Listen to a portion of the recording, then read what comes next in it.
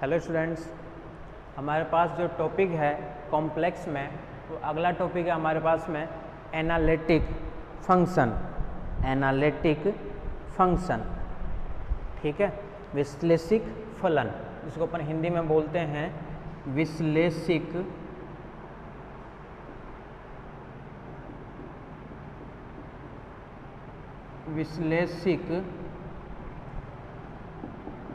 फलन।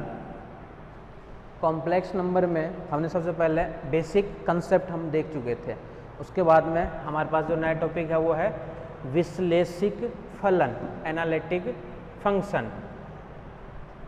सबसे पहले अपन इसकी परिभाषा देखते हैं। कोई फलन, सबसे पहले अपन इसकी डेफिनेशन देखते हैं। कोई फलन या एक फलन कर लो, एक फलन बिंदु Z0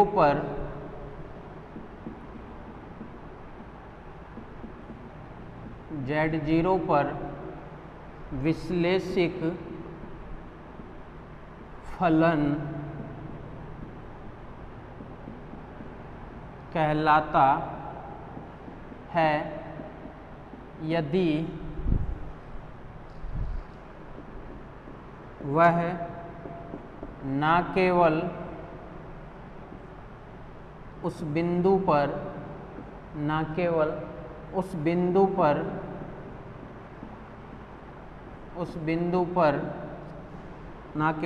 पर बल्कि उसके प्रतिवेश यानी नेबरहुड, प्रतिवेश में भी अवकलज का अस्तित्व हो, अवकलज का या अवकलज विद्यमान हो, अवकलज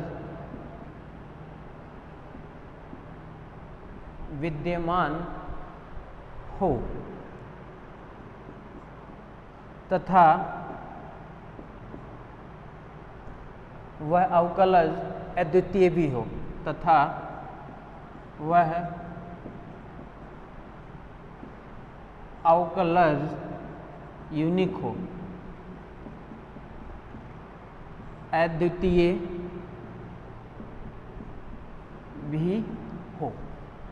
समझ गए? विश्लेषिक फलन, एक फलन बिंदु Z0 पर विश्लेषिक फलन कहलाता है यदि वह न केवल उस बिंदु पर बल्कि उसके नेबरहुड में भी क्या हो, उसका अवकलज विद्यमान हो, तथा वो अवकलज कैसा होना चाहिए? अद्वितीय होना चाहिए। यानी ये बिंदु है, मान लिया वो है Z0, इसके प्रतिवेश यानी इसके नेबरहुड में क्या होना चाहिए? डिफरेंशिएबल होना चाहिए, अवकलनीय होना चाहिए। और वो क्या होना चाहिए? यूनिक होना चाहिए, यानी अद्वितीय भी होना चाहिए, डेरिवेटिव यूनिक होना चाहिए, डेरिवेटिव यूनिक होना चाहिए, डेरिवेटिव यूनिक होना चाहिए, यूनिक। Z0 पर भी अवकलज हो, उसके प्रतिवेश, उसके चारों ओर भी क्या हो? अवकलज हो, तो सब हम क्या कहेंगे? विश्लेषिक फलन। ठीक है,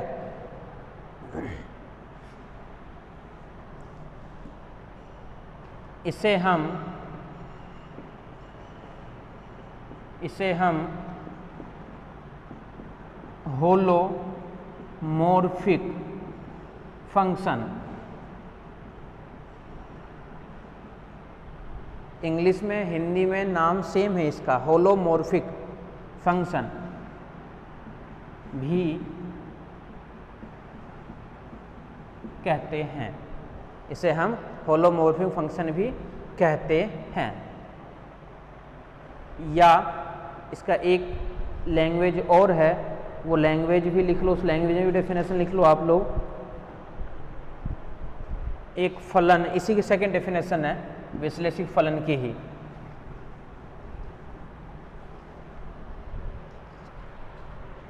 या करके लिख लेना,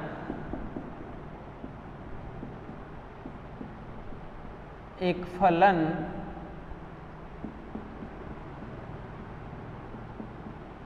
विश्लेषिक फलन कहलाता है यदि वह कोशी रीमान समीकरण को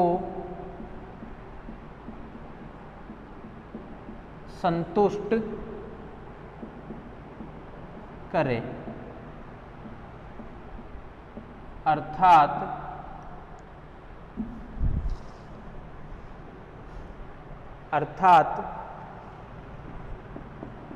CR इक्वेशन अर्थात डेल यू अपॉन में del x equals to del we upon में del Y, del you upon में डेल वाई माइनस का डेल वी अपॉन में डेल एक्स, ये होता है कोशी रीमान। और फलन जो होता है नोट करके लिख लो, हेयर एफ जेड डब्लू equals to you x Y plus iota we x y, ये होता है फंक्शन होता है here f z equals to this. ठीक है, एग्जाम्पल लिख लो, f z equals to 1 minus का z, since z not equal to 1। अगर जेड की जगह अपन यहाँ पे 1 रख देंगे तो 1 माइनस का 1 0 और 1/0 बन जाएगा अनंत, इसलिए जेड का मान 1 नहीं होना चाहिए, तब होगा ये विश्लेषिक फलन। क्लियर है? और अगर जेड बराबर 1 होगा तो वो कहलाएगा विचित्र बिंदु, सिंगुलर पॉइंट, वो अपन आगे डिस्कशन करेंगे आगे के यूनिट्स में। ठीक है, तो यहाँ तक क्लियर है। सबसे पहले विश्लेषिक फलन की डेफिनेशन अपन क्या दिए कि कोई फलन किसी बिंदु z0 पर अवकलनीय हो, डिफरेंशिएबल हो, और उसके नेबरहुड में यानी उसके आसपास में भी क्या हो, अवकलनीय हो, और वो अवकलनीय कैसा हो, यूनिक हो, अद्वितीय हो, तो अपन क्या कहेंगे उसको, विश्लेषिक फलन। या फिर अपन ऐसे भी कह सकते हैं कि अगर कोई फलन विश्लेषिक फलन होगा तो वो इस कोशी रीमान समीकरण को जरूर संतुष्ट करेगा। अगर कोई फलन विश्लेषिक फलन होगा तो इस समीकरण को जरूर संतुष्ट करेगा, लेकिन अपन ये नहीं कह सकते हैं कि कोई अगर कोशी रीमान समीकरण को संतुष्ट करे तो वो भी होगा ही होगा। उसका अपन एक एग्जाम्पल लेके मैं उसका बता दूंगा, इसके एक थ्योरम भी है। ठीक है, यहाँ तक चलें आगे।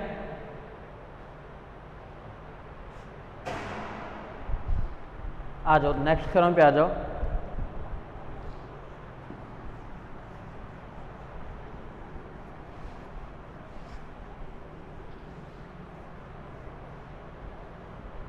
बहुत ज़्यादा इंपॉर्टेंट थ्योरम है, कई बार पूछ रखा है इसको।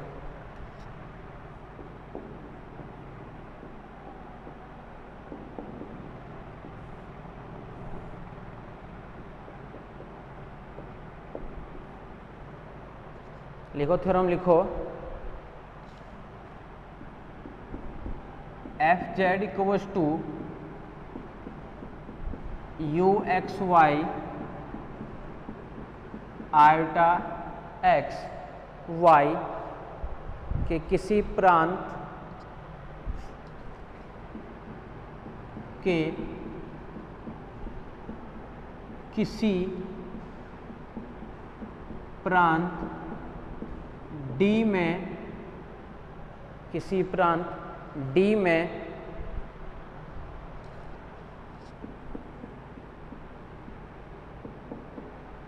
विश्लेषिक होने के लिए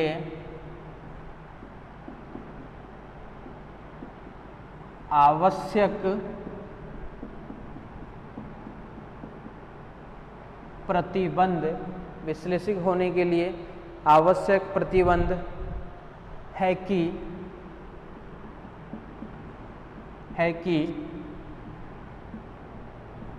उस प्रांत D में वह कोसी रीमान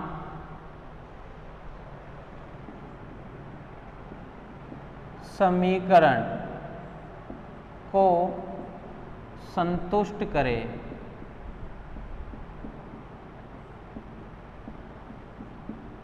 क्लियर है? ये थ्योरम क्या कहना चाह रहा है कि कोई फंक्शन दे रखा है एफ जेड बराबर U x Y plus iota we x Y, उसके लिए किसी रेंज डी में दिया हुआ है, कोई रीजन में दिया हुआ है कि विश्लेषिक होने यानी एनालिटिक होने के लिए नेसेसरी कंडीशन है। क्या नेसेसरी कंडीशन है? कि वो सी आर इक्वेशन को सेटिस्फाई करेगा, वो सी आर इक्वेशन को सेटिस्फाई करेगा। क्लियर है? यानी अपन ये भी कह सकते हैं कि यदि कोई फलन एनालिटिक है ना, तो उसके लिए नेसेसरी कंडीशन है कि वो सी आर इक्वेशन को क्या कर दे, सेटिस्फाई कर दे। वही अपने पास में थ्योरम है, लिख लोगे। फंक्शन ये जो है एनालिटिक होने के लिए क्या है, नेसेसरी कंडीशन है इसके लिए, क्या कि वो कोसी रीमान को जरूर संतुष्ट करेगा। प्रूफ में आ जाओ। माना कि फलन F Z equals to you x Y plus iota we x Y, प्रांत डी में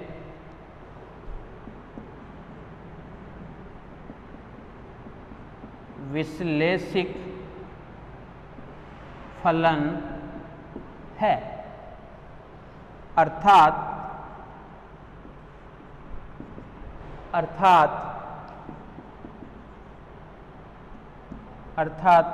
अच्छा, विश्लेषिक फलन है तो वो अवकलनीय जरूर होगा, वो भी यूनिक होगा। अर्थात अपन लिख सकते हैं यानी एफ डैश जेड बराबर F Z plus del Z minus का एफ जेड और अपॉन में डेल ऑफ जेड। ये डेफिनेशन अपन देखे थे लास्ट क्लास में और ये अपन जानते भी हैं कि अगर कोई फंक्शन अवकलनीय होता है तो इसको क्या करेगा, वो सेटिस्फाई जरूर करेगा। एफ डैश जेड बराबर limit del Z tends to zero F Z plus del Z minus का एफ जेड अपॉन में डेल जेड। अब जो जेड है वो जेड के अंदर दो एक्सिस होता है, ये तो होता है होगा इसमें रियल एक्सिस और ये होता है होगा इसमें इमेजिनरी एक्सिस। तो अब ये जेड कैसा भी हो सकता है, या तो रियल हो या फिर वो इमेजिनरी हो। फिर से वही चीज़ है, इसके अपने पास में दो संभावनाएं बनेगी। यहाँ दो स्थिति संभव है।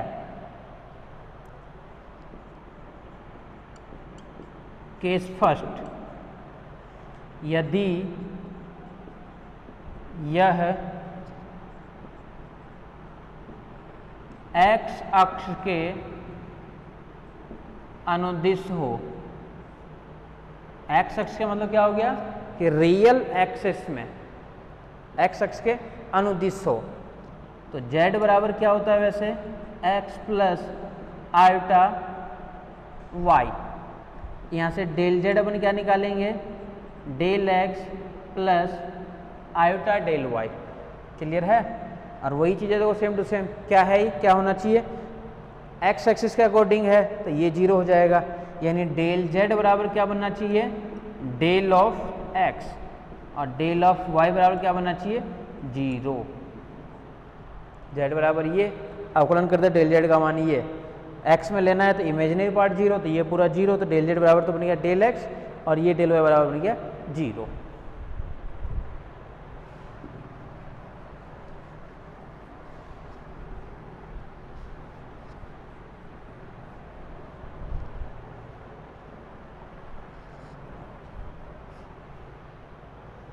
ठीक है। अतः आ जाओ इस वाले पे, एफ डैश जेड बराबर limit del Z tends to 0।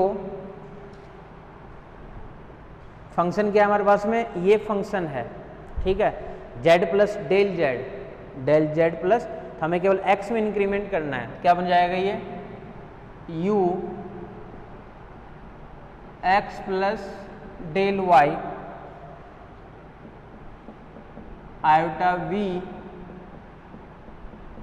X plus del y, ये तो बन गया f Z plus del z, फिर minus f z, minus f z मतलब यू एक्स वाई, अब माइनस का आयोटा वी एक्स वाई, अब पूरे का अपॉन में आ जाएगा डेल ऑफ जेड।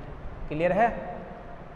इसको अपन ऐसे लिख सकते हैं क्या, limit del Z tends to 0 और डेल जेड का मान क्या है, डेल एक्स, तो limit del X tends to 0। ठीक है यहाँ तक? अगर डेल एक्स टेंस टू 0 होगा तो U x plus del X Y और माइनस का यू एक्स वाई अपॉन में भी डेल एक्स। ठीक है, और इसके साथ में भी क्या बन जाएगा, प्लस लिमिट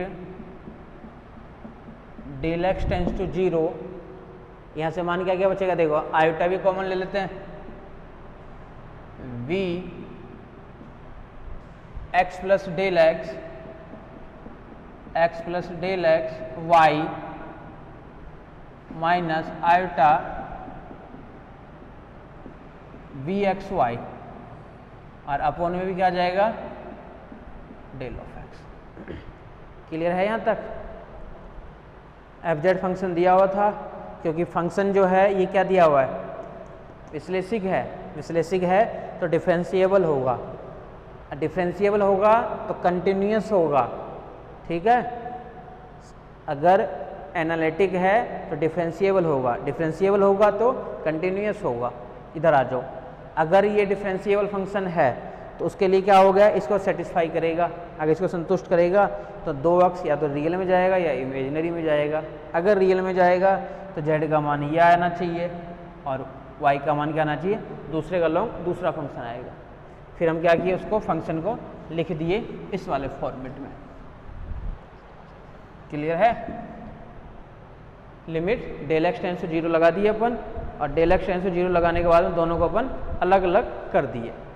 अब यहाँ से एफ डैश जेड यू में इंक्रीमेंट है, इसको क्या लिखेंगे, डेल यू अपॉन में डेल एक्स प्लस आयोटा बाहर है ये जेटी, ये क्या बन जाएगा, डेल वी अपॉन में डेल एक्स। कहाँ दिक्कत आ रही है? ठीक है, एक तो बन गया डेल यू अपॉन में डेल एक्स, एक बन गया डेल वी अपॉन में डेल ऑफ एक्स। अब आ जाओ केस सेकंड पे। ठीक है, यदि y अक्ष के अनुदिश हो, यदि y अक्ष के अनुदिश हो, z बराबर क्या मिल जाएगा, z बराबर x प्लस आयोटा y। ठीक है, डेरिवेटिव करोगे तो डेल z बराबर क्या मिल जाएगा, del x plus iota del y, y में ही केवल लेना है तो डेल z बराबर क्या आ जाएगा, आयोटा डेल y और डेल x बराबर आ जाएगा 0। क्लियर है?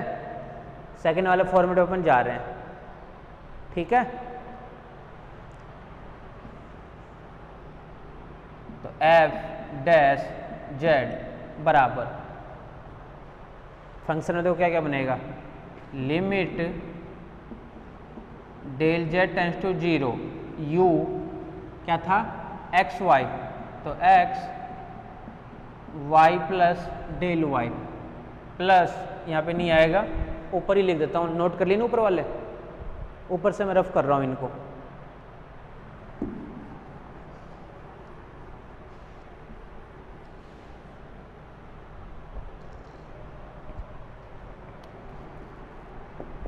एफ डैश जेड बराबर U x Y plus del Y iota we x Y plus del Y, फिर क्या था minus U x Y plus del Y minus iota we x Y, sorry, ठीक है। और अपोन में क्या आ जाएगा, पूरे का अपोन में आ जाएगा डेल जेड और लिमिट आ जाएगी डेल जेड टेंस टू 0 और ये मान है एफ डैश जेड के लिए। क्लियर है यहाँ तक?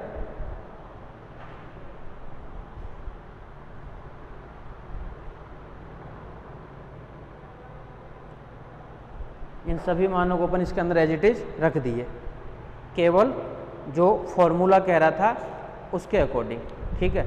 समीकरण 1 को काम मिलेंगे, इसलिए मैं यहाँ पे साइड में लिख देता हूँ, डेल यू अपॉन में del of X plus iota del we upon में डेल ऑफ एक्स, इसको काम मिलेंगे आगे चल के।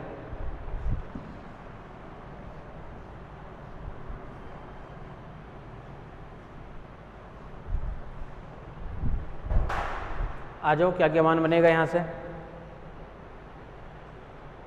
F dash Z limit del Z tends to iota del Y U x Y plus del Y minus U x Y iota del Y. Del Z tends to था, sorry 0, अब क्या आ जाएगा डेल वाई टेंस टू 0 आ जाएगा इसमें, plus limit del Y tends to 0 iota we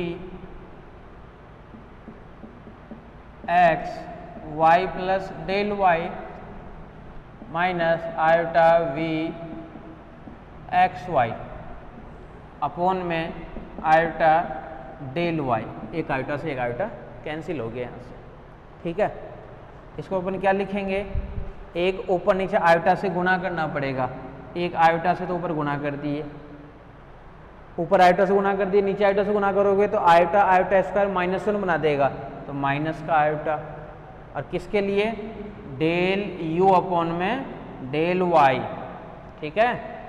उस वाले में चलो प्लस आयोटा कैंसिल हो ही गया, ये क्या बन गया डायरेक्ट ही डेल वी अपॉन में डेल ऑफ वाई, इसका नाम डाल दो समीकरण नंबर 2, ठीक है। आयोटा डेल यू अपॉन में डेल वाई और डेल वी अपॉन में डेल वाई। अब नीचे लिख लो समीकरण 1 व समीकरण 2 की तुलना करने पर real parts equation number first में देखो क्या है, वो है डेल यू अपॉन में डेल एक्स, इसका रियल पार्ट देखो क्या है, वो है डेल वी अपॉन में डेल ऑफ वाई, ठीक है।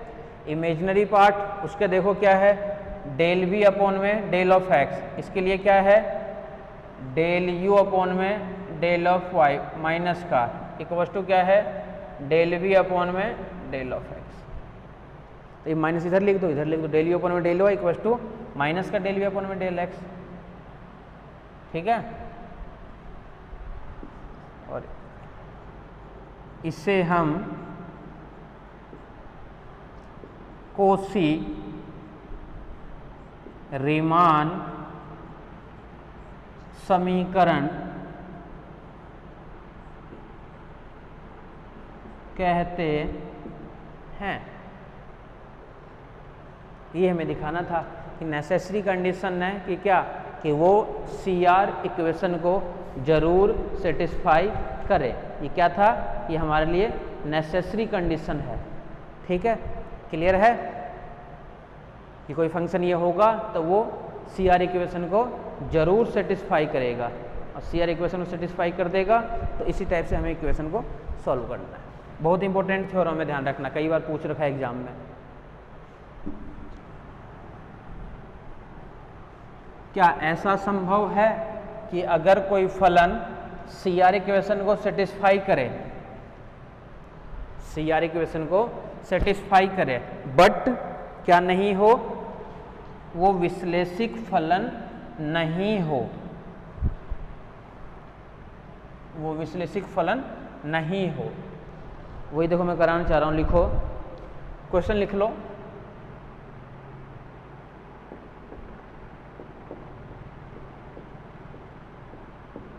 सिद्ध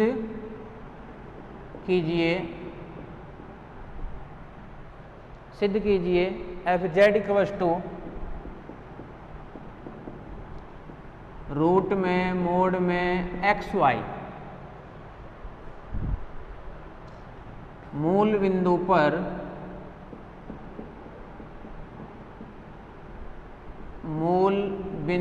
पर कोसी रीमान समीकरण को संतुष्ट करता है, कोसी रीमान समीकरण को संतुष्ट करता है, परंतु यह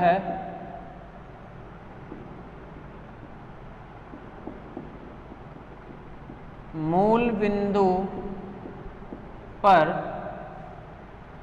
बिंदु पर विश्लेषिक नहीं है,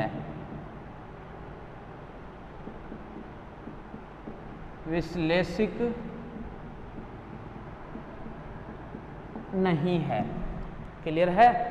एक फंक्शन दे दिया हमारे पास में इस टाइप का फंक्शन, और क्वेश्चन क्या कह रहा है कि जो ओरिजिन जो है ना, वो ओरिजिन पे CR को तो ये सेटिस्फाई कर रहा है, बट ये एनालिटिक नहीं है। ठीक है, CR को तो सेटिस्फाई कर रहा है बट ये एनालिटिक नहीं है, तो वही हमें दिखाना है। ठीक है, क्या करेंगे, इसको हम सबसे पहले क्या करेंगे, मूल बिंदु पर CR तो है, तो सबसे पहले क्या करेंगे कि कोशी रीमान समीकरण तो है, हमें मूल बिंदु पर विश्लेषिक नहीं दिखाना है। CR है तो del you by del x ये सब अपन निकाल ही सकते हैं। हल, हेयर fz इक्वल्स टू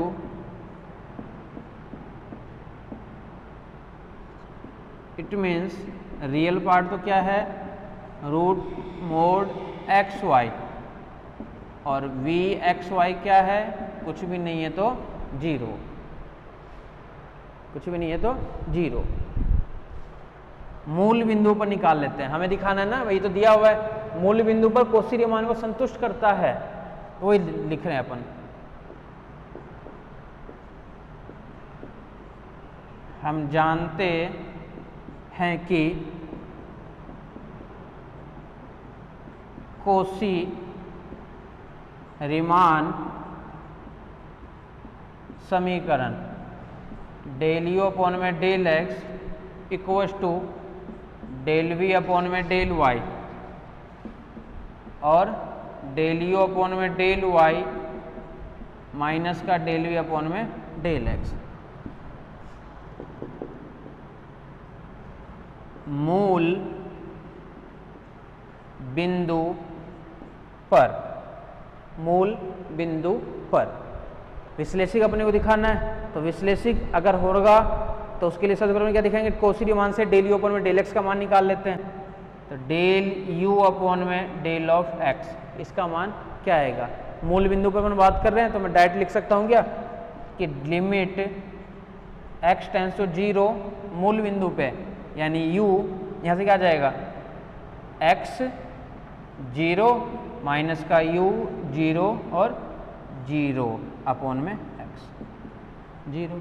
जानते हैं ना, ऐसे भी अपन लिख सकते हैं इसको अपन del you upon del x को ये भी लिख सकते हैं, यानी एफ डैश का मान है ये। तो एफ डैश वाले ने अवकलनीयता की एक डेफिनेशन ये भी होती है। मूल बिंदु के लिए अपन डायरेक्ट ये फॉर्मूला काम लेंगे, ध्यान रखना।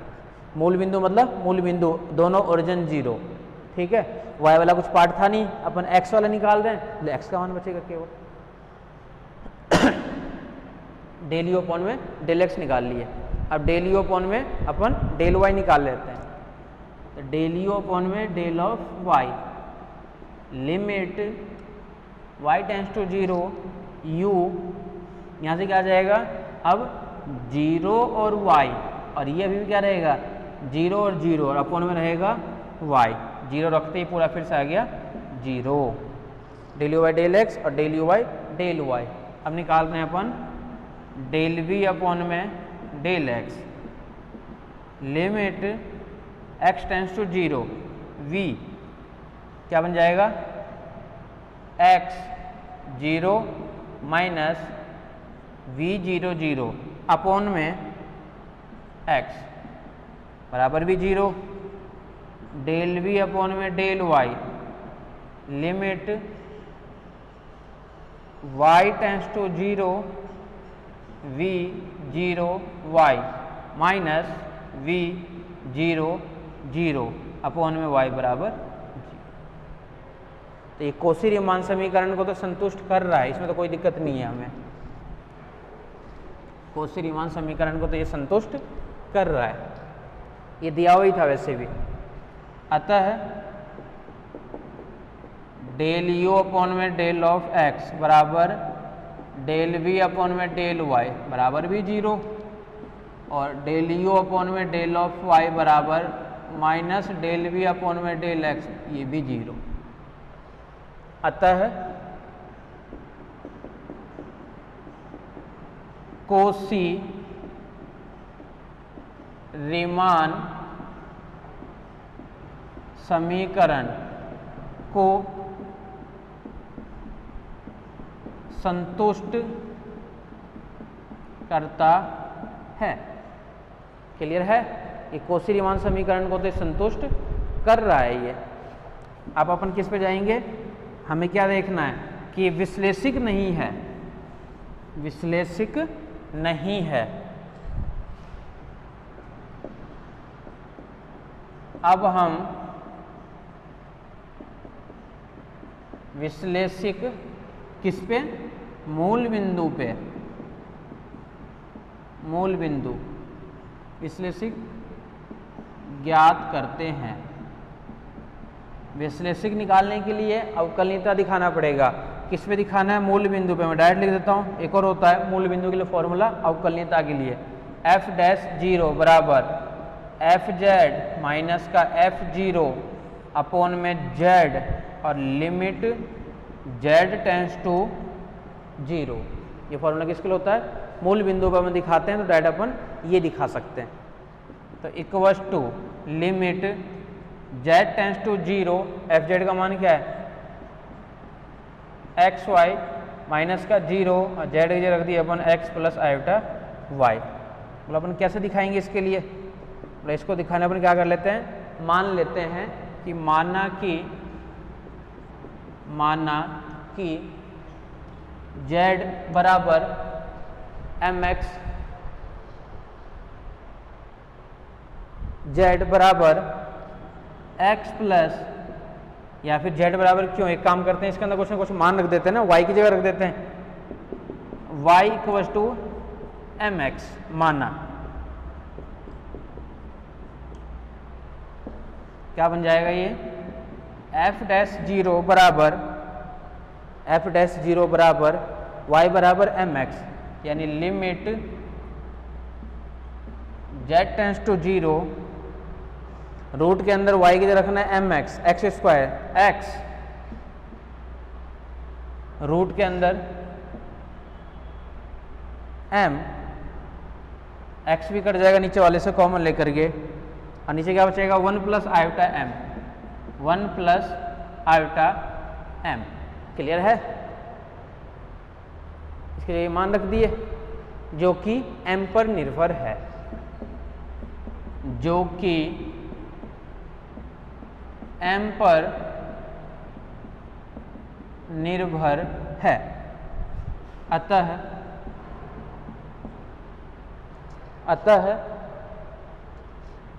मूल बिंदु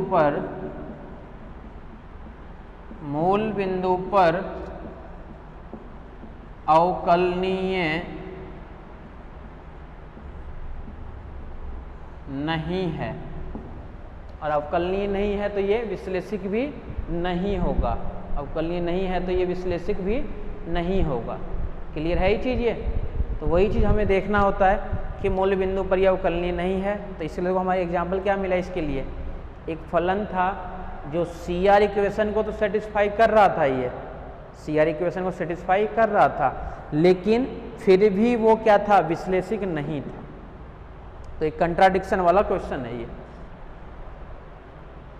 ठीक है? क्लियर है?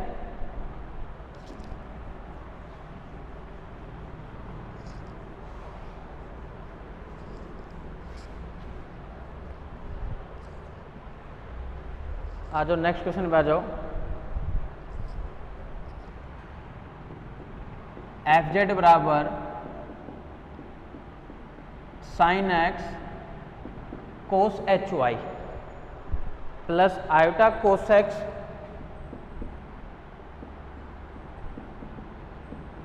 sin hy। fz equals to this विश्लेषिक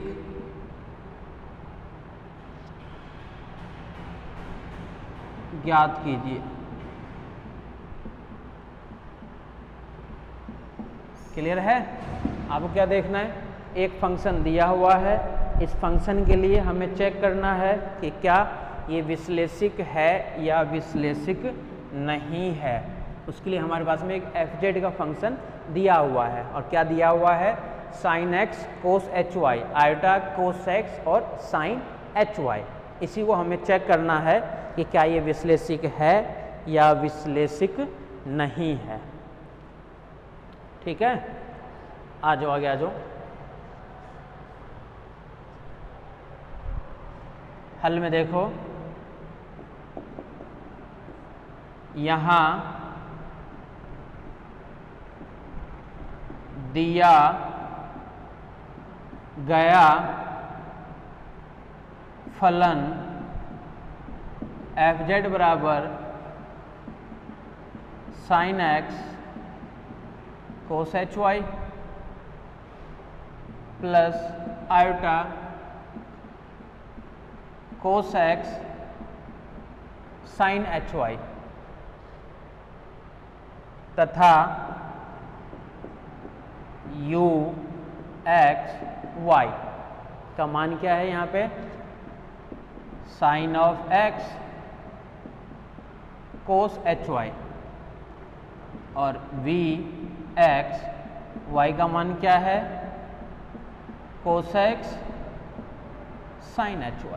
जो क्वेश्चन दिया हुआ था उस क्वेश्चन को सबसे पहले अपन लिख लिए, लिखने के बाद में u x y का मान भी लिख लिए और साथ में v x y का मान भी लिख लिए। हमें क्या दिखाना है, विश्लेषिक ज्ञात करना है। तो विश्लेषिक के लिए अपन क्या लिख सकते हैं, कौशी रीमान समीकरण अपन ज्ञात करेंगे, वो बराबर है तो विश्लेषिक है। ठीक है? फिर नीचे लिखेंगे हम जानते हैं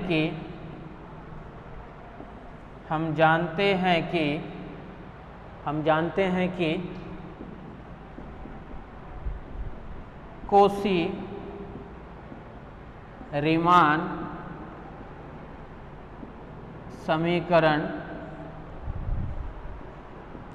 डेल यू अपॉन में del of x equals to del we upon में del of y, del you upon में del of y, del you upon में del of y equals to minus del we upon में del of x। ठीक है? Clear है? Del you upon में del of x equals to है del we upon में del y। और ये इसके इक्वल है। ये कौन सा समीकरण है? कोशी-रीमान समीकरण। और ये अपन जानते हैं कि कोशी-रीमान समीकरण यही होता है। ठीक है, अतः डेल यू अपॉन में डेल ऑफ एक्स का मान निकालेंगे सबसे पहले। तो एक्स के रेस्पेक्ट में क्या करेंगे? डेरिवेटिव करेंगे। तो इसका तो क्या बनेगा? Cos of X. अब कोस एच वाई रहेगा एज इट इज। फिर अपन निकाल लेते हैं डेल यू अपॉन में डेल वाई। वाई के रेस्पेक्ट में sine X as it is, और वाई के रेस्पेक्ट में कोस का क्या हो जाएगा? Sine H Y. ठीक है, इसका भी अवकलन कर दिए और इसका भी अवकलन कर दिए। ये भी पता है आपको कि हाइपरबोलिक का जब अपन करते हैं, चाहे डेरिवेटिव करो चाहे इंटीग्रेशन करो, साइन का कोस बनता है, कोस का साइन बनता है, माइनस वगैरह कुछ नहीं आता है इसके अंदर डेरिवेटिव में। सिमिलरली डेल वी अपॉन में del of X, del we upon में डेल ऑफ एक्स, इसका एक्स के रिस्पेक्ट में क्या बनेगा? कोस का बनेगा ये माइनस का साइन एक्स, और ये रहेगा क्या? Del V Y del X में माइनस का साइन एक्स, और ये रहेगा as it is sine H Y. ठीक है, del V Y del X का निकल गया, माइनस का ये एज इट इज रहेगा, और साथ में क्या रहेगा? Sine H Y. दूसरा पार्ट निकालेंगे अपन इसी प्रकार से, डेल वी अपॉन में डेल वाई। अब फिर देखेंगे कि दोनों के दोनों मान बराबर है या बराबर नहीं है। ये था अपने पास में क्या? डेल वी अपॉन में डेल ऑफ एक्स। दूसरा मान क्या है? डेल वी अपॉन में डेल ऑफ वाई। वाई के रेस्पेक्ट में करोगे तो इसका वाई के रेस्पेक्ट में करना पड़ेगा। इसका वाई के रेस्पेक्ट में क्या मिलेगा? Cos x as it is, और इसका क्या बन जाएगा? Cos H y. Del we upon में डेल एक्स तो ये मान आएगा, और डेल वी अपॉन में डेल वाई का मान क्या आएगा? इसका वाई में करेंगे तो cos x as it is, sine का कोस। इसको डाल दिए समीकरण नंबर 3, इसको डाल दिए समीकरण नंबर 4। Del you by del x और डेल वी अपॉन में डेल वाई, यानी समीकरण 1 और समीकरण 4 से, समीकरण 1 व समीकरण 4 से डेल यू अपॉन में del x, del you upon में डेल ऑफ एक्स, और 4 नंबर क्या है? डेल वी अपॉन में डेल ऑफ वाई। फिर से समीकरण 2 व समीकरण 3 से डेल यू अपॉन में del Y equals to minus del we upon में डेल एक्स। समीकरण 1 और 4 से तो ये बराबर ये, और 2 और 3 से ये बराबर ये। अब दोनों मान कैसे हैं?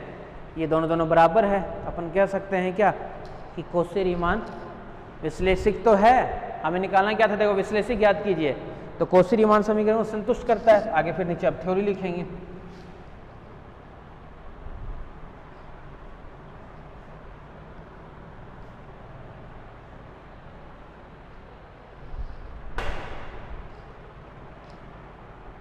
यह है कोशी-रीमान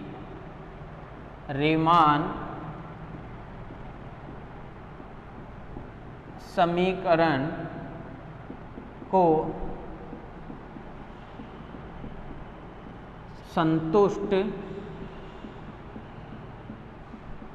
करता है। अतः यह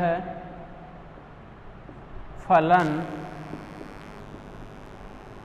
विश्लेषिक, अतः यह फलन विश्लेषिक फलन होगा। जो CR इक्वेशन को सेटिस्फाई करता है वो फंक्शन क्या होता है, एनालिटिक फंक्शन भी होता है वो। ठीक है, CR इक्वेशन को सेटिस्फाई करेगा तो वो फंक्शन हमारे पास में एनालिटिक फंक्शन भी कहलाएगा। ठीक है, तो इस टाइप से क्वेश्चन पूछ लेता है अपने पास में। आपने को देखना था, चेक करना था सबसे पहले कि विश्लेषिक है या विश्लेषिक नहीं है। उसके लिए अपन क्या किए, सबसे पहले इसको अपन फॉर्मेट बनाए, उसके बाद अपन चेक किए कि विश्लेषिक है या विश्लेषिक नहीं है। फिर उसके बाद अपन क्या किए, इसको निकाल दिए, कौशी-रीमान समीकरण का फॉर्मेट लिख लिए।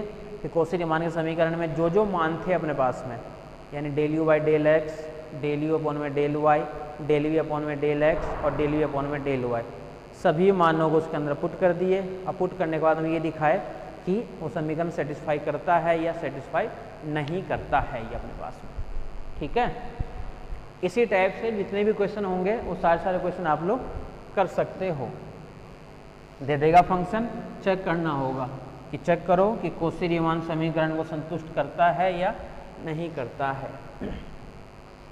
अब एक चीज बताओ, पोलर फॉर्म में, टॉपिक मत डालना भी, बस देख लो, पोलर फॉर्म में x का मान क्या होता है, r cos थीटा, पता है।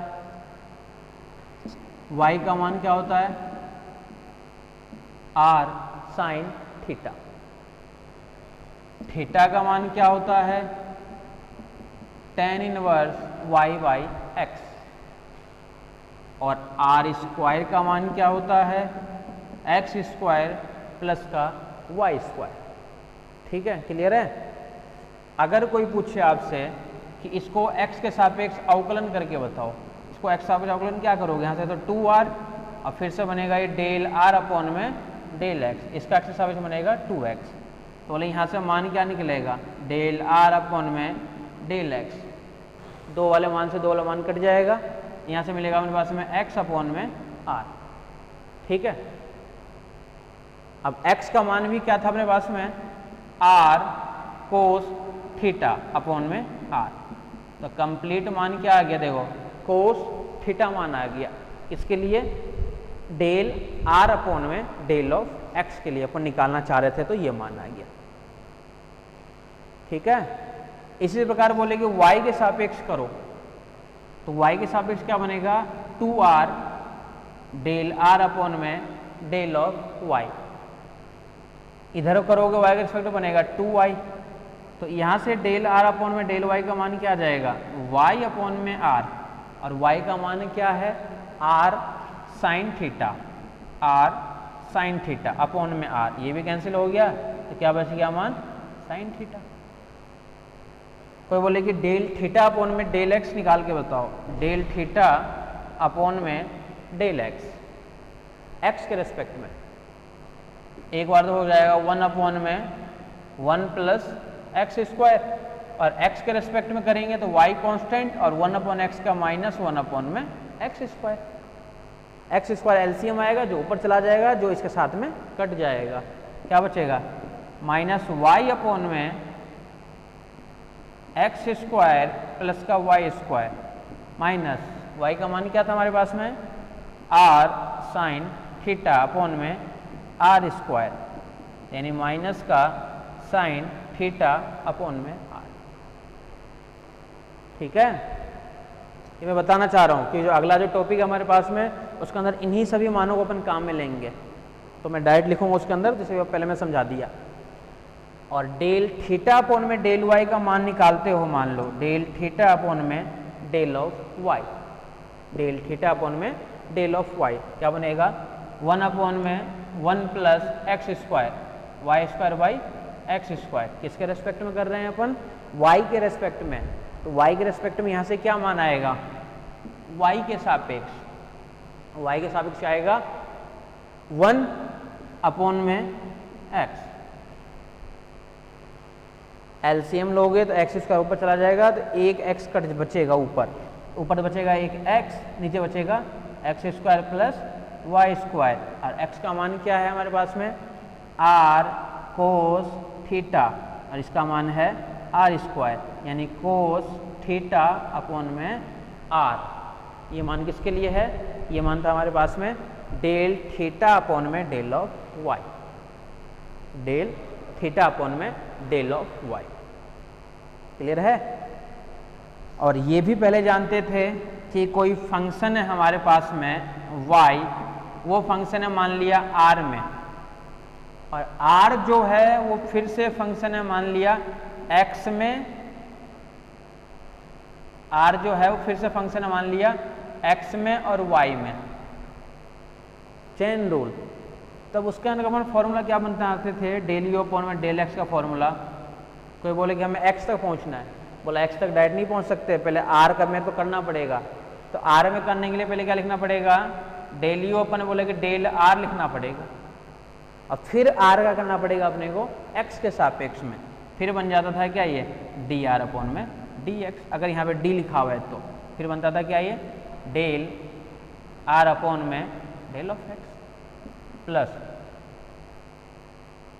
ये फंक्शन भी x में था, अगर एक में और होता, थीटा में भी होता, तो थीटा को भी अपन चेन रूल से इसी टाइप से अपन उसको भी लिखते। ठीक है, उसको कैसे लिखते? उसको भी सेम यही लिखते हैं कि डेल यू अपॉन में डेल थीटा और आता तो r फिर बन जाता वो थीटा में। तो ये काम लेते थे हम किसके अंदर? चेन रूल के अकॉर्डिंग अपन ये काम में लेते थे। ठीक है, ये सब मैं इसलिए बताया हूँ क्योंकि जो हमारे पास में टॉपिक है, नेक्स्ट टॉपिक, वो है ध्रुवीय रूप, यानी अवकलज का ध्रुवीय रूप। इसलिए मैं सारी चीज़ आपको समझा दिया पहले ही कि जब इसका अवकलज का ध्रुवीय रूप अपन निकालेंगे उसको इसी टाइप से अपन करेंगे। ठीक है, चलो नेक्स्ट क्लास में करते हैं।